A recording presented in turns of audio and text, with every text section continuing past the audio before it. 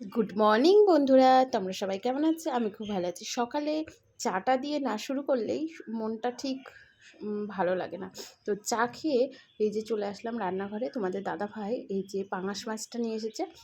অনেক দিন ধরেই পাঙাশ মাছ খাবে বলছিল, কিন্তু তোমাদের দাদাভাই হচ্ছে শরীরটা খারাপ ছিল, তাই জন্য আমরা দিইনি।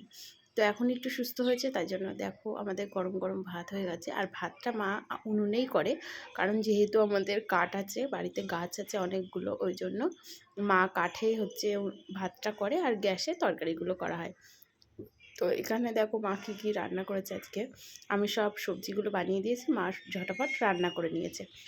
এখানে ডালের বড়া করেছে, কুমড়োর ফুল হয়েছিল আমাদের গাছে। আর এখানে পটলগুলো পেকে যাচ্ছিলো, ওই জন্য পটলগুলো ভাজা করতে বলে দিয়েছি। আর এইখানটায় তরকারি করেছে, তরকারিটা হচ্ছে মাছের ঝোল করেছে। দেখো কেমন ঝাল ঝাল লাল লাল হয়েছে। আর এই পাঙাশ মাছটা একটু ঝাল দিয়ে না কষিয়ে রান্না করলে ঠিক জমে না। আর তোমাদের দাদাভাইয়ের আর একটা ফেভারিট এই যে ঝিঙে পোস্ত, ঝিঙে দিয়ে আলু দিয়ে পোস্ত। তো এই ঝিঙে পোস্তটা আগে ও কখনোই খেত না, আমি এসে ওকে এই খাবারটা শিখিয়েছি। আজকের মেনু এটাই। তোমাদের কেমন লাগলো অবশ্যই কমেন্টে জানিও। নতুন বন্ধু যারা আছে তারা সাবস্ক্রাইব করো।